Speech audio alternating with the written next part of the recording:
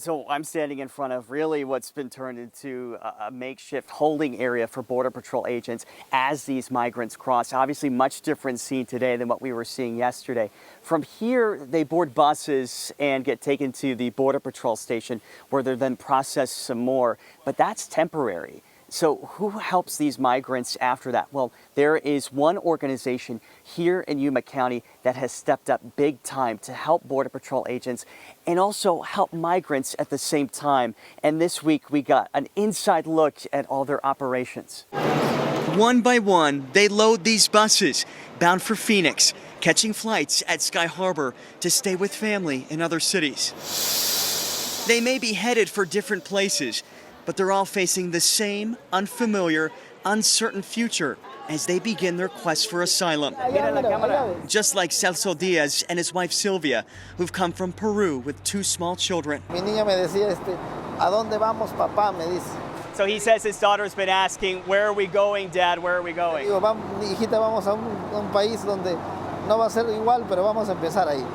He says we're going to a country that, even though it's not the same, we're going to be able to start over all again. That fresh start is what's motivating many of these migrants. Celso says work is hard to come by in Peru, but there's another motivating factor for this family. Por ejemplo, mi hijo necesita terapias y un poquito son caras, terapias de lenguaje, para su autismo que tiene y no me alcanza. He tells me his son has autism and he's unable to get the therapies, like the speech therapy, that his son needs. It's a move the Diaz family was willing to make, coming here with just the clothes on their backs. But it doesn't mean the decision was easy. Pero sí es bastante complicado. Todo es incierto, es una incertidumbre. Pero todo gracias a nuestro Dios de que todo es posible. So Sylvia tells me that it was an incredibly difficult decision to be here, and it's very complicated, and it's been challenging at times. How can we not extend our help or open our hearts to help those families in despair? Amanda Aguirre is the founder and CEO of the Regional Center for Border Health here in Somerton, just outside Yuma. Once you guys do hear your name, you're going to come up and sign your form. What is normally a public health resource in this community has expanded, serving as a drop-off site for the Border Patrol. So it is quite a lot of operation. Feeding, taking care of medical care needs, making sure that their flights are being booked. We don't have shelters in Yuma.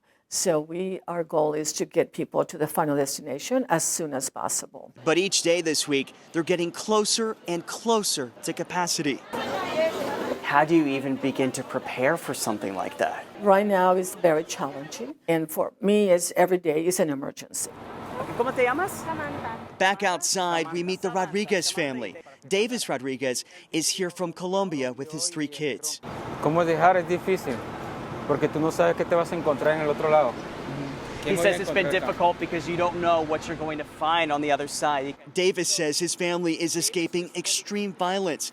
He begins to show me scars and wounds on his arm. He says a group in Colombia targeted him, smashing his windshield while he was still inside his car.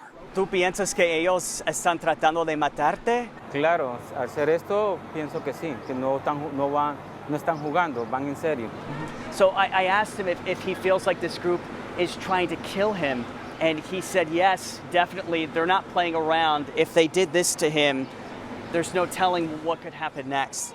He's about to board a bus to Phoenix, where he'll take a flight to Salt Lake City to stay with family, as he waits to find out if a judge will grant his asylum request. He knows it's a difficult road ahead, but he refuses to give up hope. I just got an update from the Regional Center for Border Health. They tell me that yesterday they were able to bus 800 migrants. They are expecting to do the same today, which would put them at capacity. So they tell me that these numbers simply are not sustainable. And again, not knowing how long this surge could last, that is really what is creating so much stress for them, Border Patrol agents as well. Reporting here from the border in Yuma, Nick Soletti, ABC 15, Arizona.